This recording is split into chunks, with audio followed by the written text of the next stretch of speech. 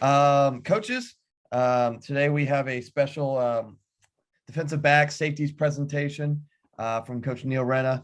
He is one of the new members of the staff at Akron. He is the safeties coach. I've done stuff with him before for our state association and for other podcasting. Please welcome Neal Renna. If you have any questions, Coach will talk about that towards the end, but his cell number's on the screen. His Twitter's readily available. Coach Neal Renna, thank you, and the floor is yours. Appreciate you having me on, Coach. So I just want to do just a couple of things. Just the past spring ball here has been looking myself at some videos, just trying to learn a little bit more, different techniques, fundamentals. Coach Moorhead is the two biggest things he talked about is technique and fundamentals. So there's a couple of things I do from an everyday standpoint, just with footwork, some tackling drills, some block destruction, and then just our progression on how to cover man coverage in a slot that I think I just wanted to share. I think will help. So we'll start with the pre-practice stuff we do. So I use these hula hoops. It looks a little crazy when you see it the first time, but the reason I use them is you can read it here. It's used to teach players to play with their feet under their hips. So I call that the cylinder. And it's real simple what you're looking for. You're looking for, are you planting inside the hoop? And are your hips underneath your feet? And are you gaining ground with your dry foot outside the hoop? If your hips are not under your feet, you'll be outside the hoop, which means you're not in the cylinder. And then ball drills we do every day, just because I'm a big believer. If you go 3-4 days without doing ball drills, and you see a couple drops and 7-on-7s. So it is something you have to repeatedly do. This stuff I stole from Adam Cushing when I was at Eastern Illinois. Eyes to the tuck, just see the ball all the way in, and it has to be, you got to be diligent when you do it. You can't rush it. It's not screwing around pre-practice. It's legitimate fundamentals, seeing the ball in, eyes to the tuck it with your elbow above your wrist. All right, so here's the hoops here. So you can see it's instant feedback for these guys. And all I'm looking for is your plant foot inside your cylinder, under your hips, and is your dry foot gaining ground. One big thing I noticed exclusive with our guys is everyone would plant, but no one would gain ground. And the difference is there's no truer statement. And the difference in a couple inches is it's a PBU or an interception. So I think this is a real good drill, and you'll have them do it. Everything is based off the release of the receiver, as we'll talk about in our progression here in a second. So I drop the hips. There's your plant foot, and there's your dry foot out of it. Now this last rep here, you should see a good example of the instant feedback here. All right, so his plant foot is outside of his hips. He's going to hit the hoop. He's not going to gain ground. He's going to trip up. Almost gets hit in the face in the ball there. And then here's your last guy here doing it again. Plant inside the cylinder, drive outside the cylinder. That's a good rep. And then here's the ball drills I was talking about. So again, you're just looking, eyes to the tuck, wrist above the elbow above the wrist rather, eyes to the tuck every time. And we'll do that for about 5 minutes, maybe less, and you can deepen them up as you go there. All right, so then here's another drill that I picked up from someone I used to work with. It's just another way of gauging, are your feet inside the cylinder, are they under your hips? So this one, you'll start it, you start your feet here, so you start your feet, both heels even with the line, and then you can see as they go there, that's the picture you want every time. When you have the line's a good indicator of, are you inside the cylinder or not? And you'll see after he plants, that line should always straddle our feet. So you look at the first guy down, that's nice and tight footwork. And you look at the second, you see he's getting a little wide there. So there's, again, your instant feedback. Now he's gaining ground, but you can see every one of his plants is outside of the cylinder there. Third one down is good. And then the fourth one, you can see he's just kind of off rhythm there. He's playing on the tip. He's playing on his toes rather than his cleat. On big, you want to get your cleats in the ground, then you want to plant your toe where you want to go. And you can see this this player here with his dry foot there. He's got that straight up and down. We don't want that. We want that to be at an angle. And then you just hit him with the W drill.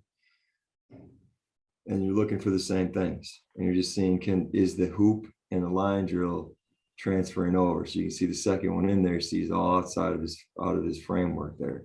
So those are a couple easy instant drills that they can do themselves with the line.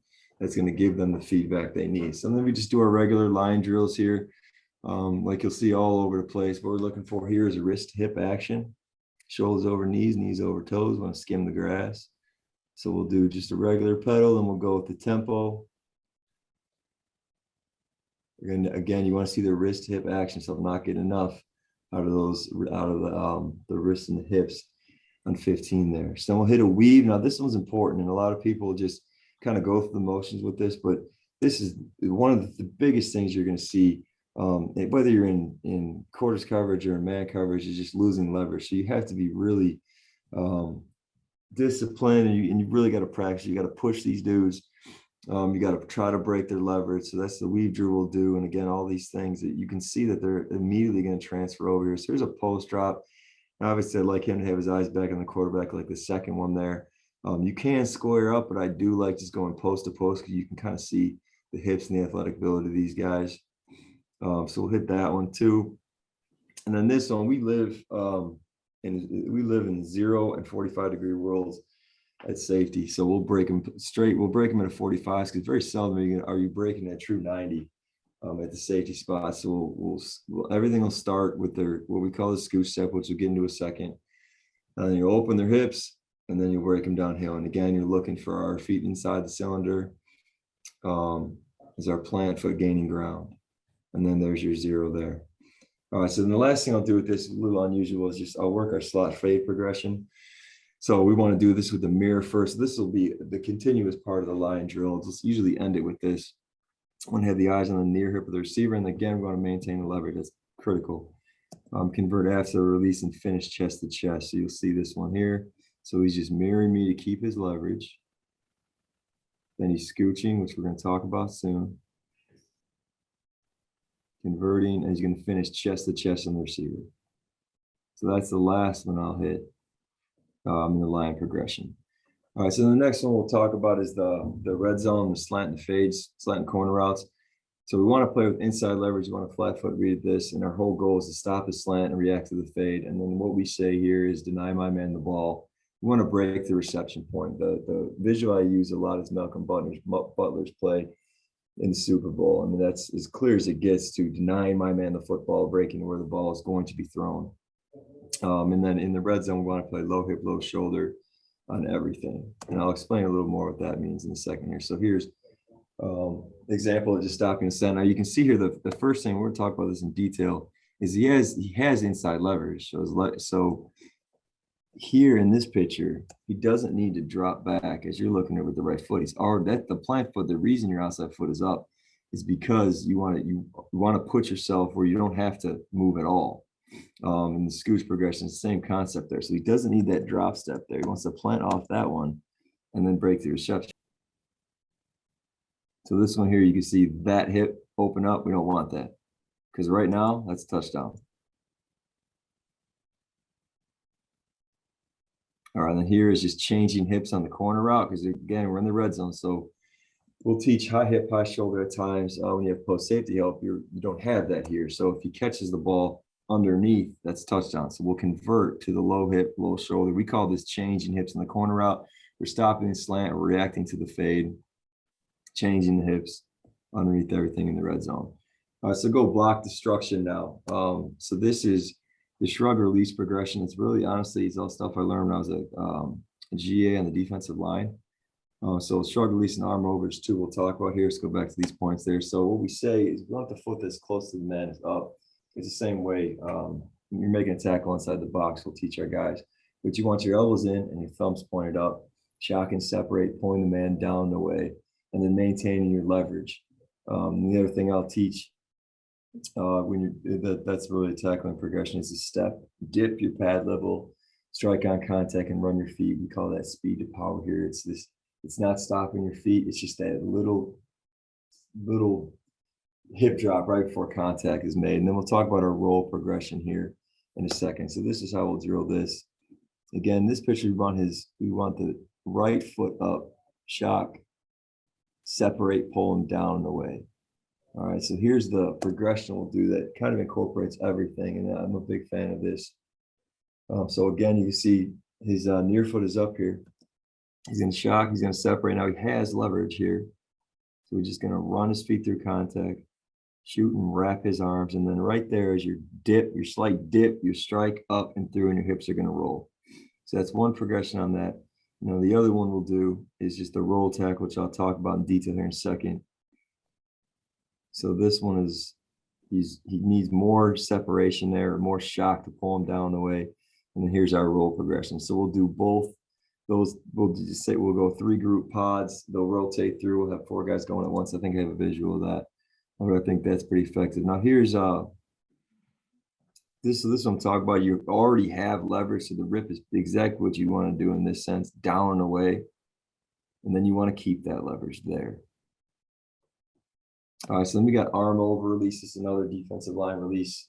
Same premise here, elbows in, thumbs up. And then the separation here now, you want to separate by throwing your far hand over your near wrist. Elbows in, thumbs pointed up. Maintain leverage on the ball carrier. And then this can also be used once you have leverage, the ball is forced back, and then you're going to release on negative angle and meet him where he's going, now where he's at. So this here is a negative angle. He's now done his job and forced the ball. So now we're going to arm over. You see the violent arm over there. And I'm a proponent of the arm over release more than a shrug release in a lot of ways, because a lot of times in the shrug release, he's got his hands on you, you can still keep them on you. In the arm over release, if you're violent, that hand is coming off. And then so here he's releasing a negative angle after the play has been declared. All right, so here's another arm over one there. You can see you can try as hard as you can to hold on to these dudes. If they're violent with their arms, that arm is coming off. Violent with their arms is coming off. There's a real good one right there. And this is even one you don't even need to lock up with the player with the defender to do this. You can get it from the crack position here, coming to get cracked, and use arm over hard. Now, don't let it coming high. I want it nice and tight. The higher it is, you're going to expose that inside part of your rib cage here, and we don't want that. So we'll work that one as well. Tight arm over. That wasn't a very good one there. All right, so here's the roll tackle. It's a little unusual, but I'm telling you, it's whatever you emphasize you're going to get. Doing it in Eastern Illinois was good for us. I think it's easy to learn, and it's safe too. So there's 3 whistles in this progression here. The first one, you're going to shoot your arms out.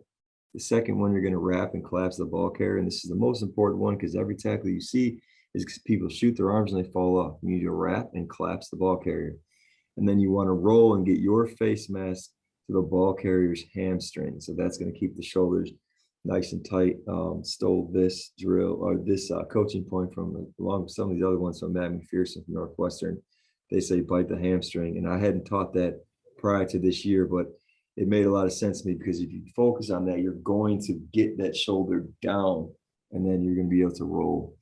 You want to, and then here's the other big point of this is eyes through the thighs of the ball carrier, because you're going to see a couple times when you get low. So usually I'll do this on agile bags, but it is good every once in a while to do it on a body so they kind of feel it. So the first whistle, shoot their arms. Second whistle, they're going to clasp their arms like here.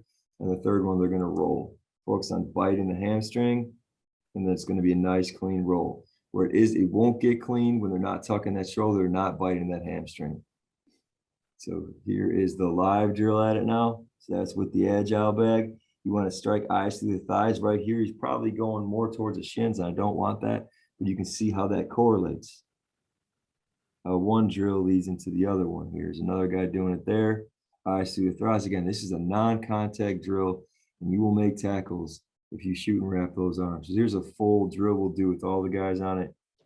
Kind of what I was talking about. We got 3 going at a time. We're starting up, we're shocking down the way, and then we're wrapping and rolling. So you can see my middleman is here, probably wants to lower his strike zone a little bit. The guy to the right is eyes through the thighs. That's solid.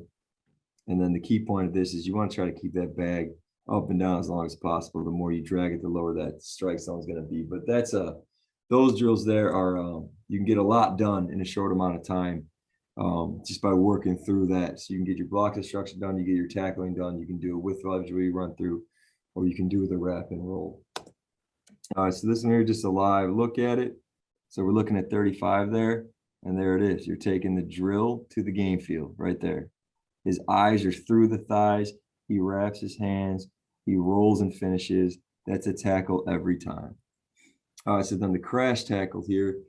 Oh, this is another defensive line fundamental that made a lot of sense to me and brought it over just for normal tackling. So the 6-point punch. So we want to get our toes, our knees, and our hands on the turf. And then we want to explode and roll our hips through contact, push them up through contact, shoot and clap your hands, and then we want to run until the crash pad trips you, and then we'll go from a 3-yard finish here, same fundamentals. And then the running, we'll talk about that when we get there. That's going to emphasize run your feet on contact. So here's your 6-point punch: 2, 4, 6 in the turf, knees, hands, and feet. And then we're going to wrap and roll, and we want to roll our hips through context. That wasn't a very good hip roll there. This one is good. All right, so then the next progression of this is the 3-yard tackle. So this is great because it's teaching you to run your feet on contact. You're going to see 1,000 times kids will tackle, they'll make tackles, they'll lunge, and they won't run their feet. Well, how do you train running your feet? You say run your feet, run your feet. Well, they don't know what that means. So if you put the crash pad there, they will run their feet until that crash pad trips them. So here's another real good look at it. Now, this is the one I was talking about. You can step, dip your pad level, and strike up and through, because you see he's not going to have power there because he doesn't have his hips low. So that's when you step, dip, and strike through on contact. But I think that drill is really good just for teaching them to run their feet. So that and the wrap and roll, that's just what I've done. It's worked for me, and something we do every day. We tackle every day. It's something I'll always do wherever I'm at. I don't really think a defensive coordinator is going to tell you you're tackling too much in your individual. But it's a key fundamental of football. All right, so slot man progression. So outside leverage man, when you're on, most usually is going to come when you're on a nickel or you got safeties on tight ends or whatever. So the whole premise of this, and just when it's kind of hit me, it started to make a lot more sense to me. The scooch, the reason for the scooch is to stop the quick game. So we want to be slow out to stop this slant and the speed out. The slant will generally occur on the second outside step, and the speed out will occur on the roll of the third step. So we're not talking 3-step game of the quarterback. We're talking receiver here because your eyes are on our man. And then once you clear the quick game, you know your next routes are not going to be until the 10 to 12-yard mark. You connect with your man on the low hip to mirror the intermediate break. So you clear the 3-step. It's not a slant. It's not an out. Then it becomes your catch technique. So this is a visual of that. So there's your slant and your speed outs, and you got your intermediate game there and where those are going to break. So after they clear the 3-step and the slant and speed out the quick game, it's just going to become your catch technique. So you're scooching through the first 3 and then you catch. And something I think a lot of kids will do is they'll scooch and scooch and scooch. You don't want to do that. If you scooch past 2 yards, that's when you should begin. That's when you're getting the intermediate route, and you should connect to the receiver. So here's just, and these are just super basic fundamentals here. So we're looking outside leverage here. And all I'm looking for here is just slow. Leverage foot is up. Slow. So I would be the receiver in this picture. Step, replace, 6-inch steps. Nice and patient. That's the biggest thing in this is you have to be patient. So then we'll progress that to just working the leverage. Again, working the leverage is mirroring.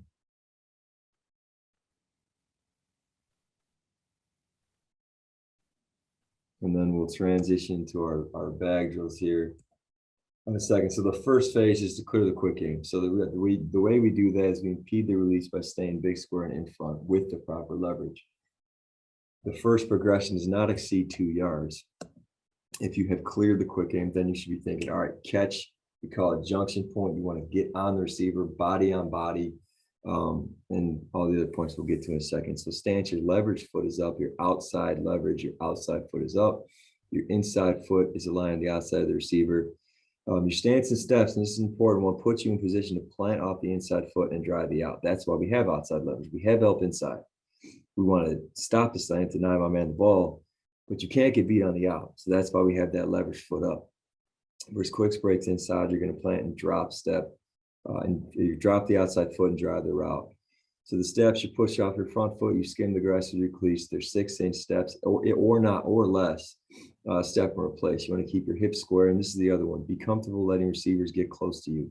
You want to play chicken. So if you just have your kids run, have them, the defender, your defensive back, work this progression, have a receiver run at him, and ask receiver how he felt. Like it's a very uncomfortable thing when you're running into somebody you know is going to catch you. you know, even if you move right or left, they're still going to get body on body with you. And they're going to immediately get in the junction point. So you're taking away their vertical game. So I think for most defensive backs, you're going to sit there and think, all right, this dude's running full speed. I mean, go wherever he wants, but they don't want you to be big square and in front of them. It's uncomfortable for them. Then the closer the post safety is to you, the less ground you should lose. Again, we can't get beat on the out routes.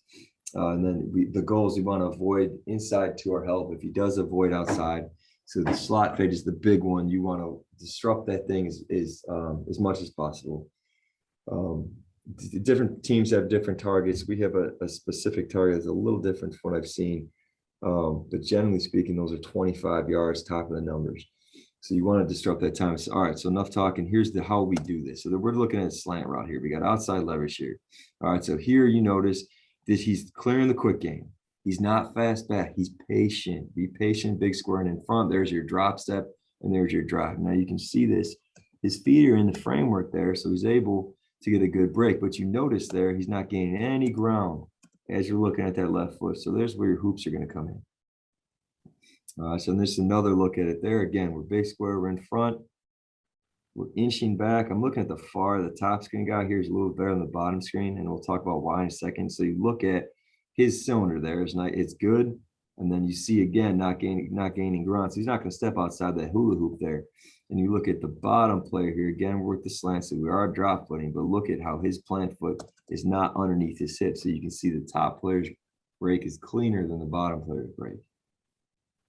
And all these things matter a great deal on these quick games. All right, so breaking out now is a fun one because you already have that leverage foot back. So right here, that step right there, he doesn't need to do it. That's why we have the outside leverage, so we can plant and drive off that one immediately. See if our watch this one here now. You still got a drop step, plant, and then we want to try to get outside that hula hoop on that one. All right, so here's a look at this one now. And you can see, be patient. And the biggest thing is don't be afraid to let receivers get close to you, because you might think it's uncomfortable for you, but I promise you it's just as uncomfortable for them because you're not moving back. They want you to open, they want you to crack their hips. You can see this release here, and driving the out. Can't tell because I'm in the way there, but doesn't live. Just looks like he plants off that foot, and you can see how fast he's out. And obviously the practice demeanor is much better for the top player than the bottom. All right, so now the junction point is we are scooching to clear the quick game and preparing for the vertical seam with the proper stem, with the proper leverage here. All right, so we're patient out. Now he hasn't hit us with a speed out or a slant yet. So once the receiver vertical on you, he stems you inside out, it becomes catch. So the inside hand catches and the outside hand controls. That's another important one. The inside hand is catching, it's absorbing. It's not really doing much at all. It's catching the route, absorbing. The outside hand is the one that controls. And the whole purpose of this whole thing is to disrupt the wide receiver's momentum by taking the charge with the proper leverage. Catch the route with your inside shoulder, control the outside hand, funnel to your help. This is do not extend your hands. You don't want that. That creates separation. You can see that a lot. Separation is the receiver's friend. You don't want that. Another point with that too, especially with these fast slot guys, I tell our guys that space is their best friend. You give them space, that's how they win. Usually they're smaller dudes, so they need the space. They don't want to get body on body with you because that is their enemy. So take away the space and you hurt them. And then the junction point is going to open your hips at a 45-degree angle. And then we want to kick and slide with our feet. Collision to slot fade, run them wide in the outside release, aiming points 25 yards, top of the numbers. So better visuals of this one here. So this is a really good, nice patient release there. And right there is your junction point. Now we're in catch technique. So you see the initial kick slide. I'd like him to take one more because I don't want this to open right there. And then now we're transitioning low hip, low shoulder because we have post help. All right, so here's a couple of drills that give us a look at that.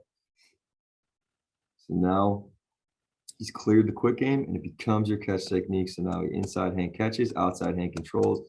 And this is what we just call matching the route. We don't know what he's running at this point. You know it's an intermediate route, so it's either a dig or it's a post. So all you need to do at this point is just match the route. I like to maintain the hands there, and then we're low hip, low shoulder, funnel into our post help.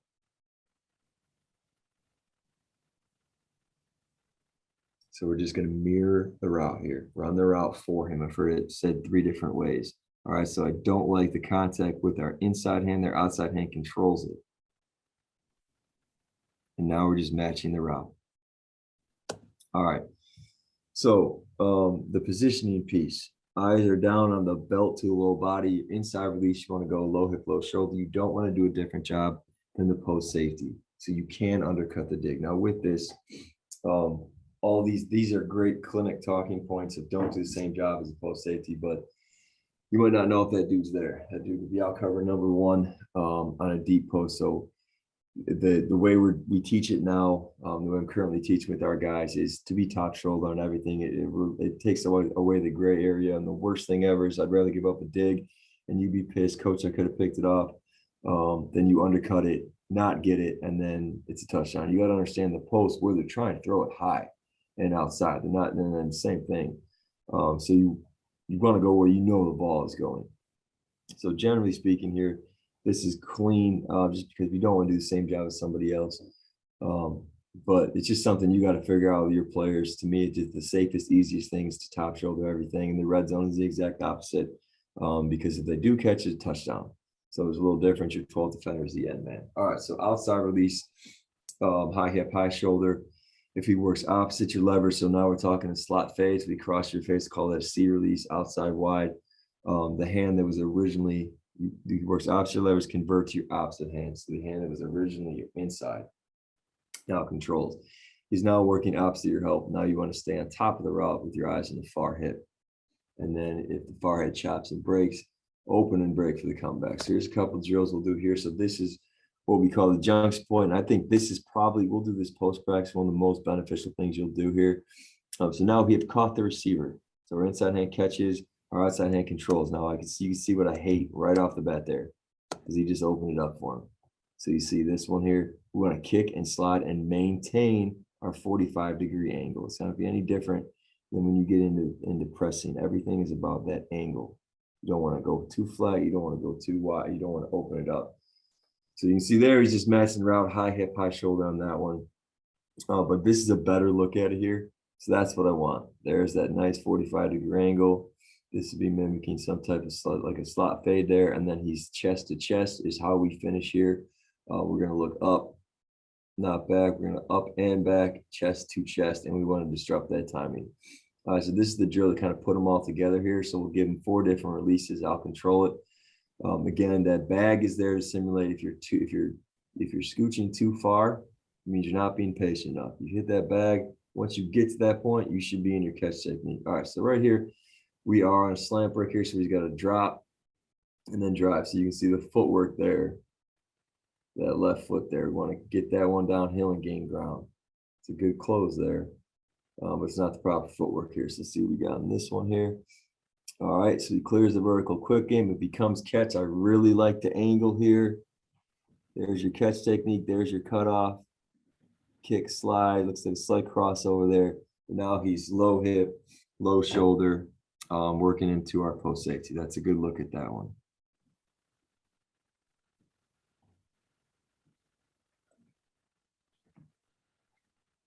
We're patient. We're clearing the quick game. We're not worrying about any nonsense the receiver's doing there. We got to drop this foot here and plant there.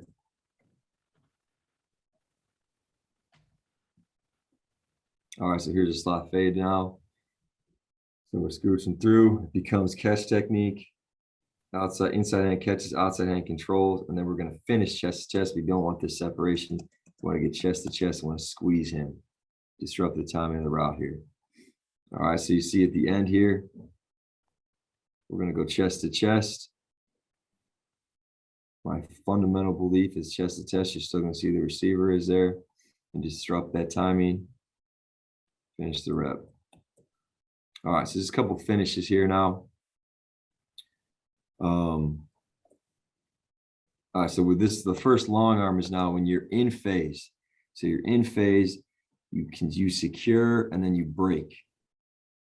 secure your long arm breaks, and you want to take receivers to the ground anytime you're able to do so in live situations. Most balls become incomplete once the receiver possession through the routes. This is a good look at a break there.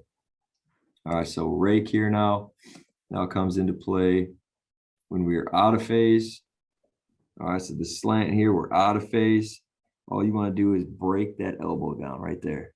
He's going to hit that elbow and a hard ball's out. Chest to chest now. All right, so this is similar to the same drill you did. It's actually in the same segment here, but this is how we want to finish on receivers. Chest to chest, up, not back. Take all the air out of everything. So that's a real good look at a chest to chest finish there. There might be little tidbits in there, things you liked, things you can use. If you have any questions, you want any of the video, want to come see us in clinic, I'd be more than happy to do so. I said this and I mean it. Every time I talk it makes me a better coach, because I'll say things and it either come out not as clean, or I find a better coaching point. So every time I say it's practice, and I learn every time I clinic, just like clinics to the purpose of learning, the person that's doing it learns as well. So I appreciate the time, and come see us at Akron. We'll do big things this year.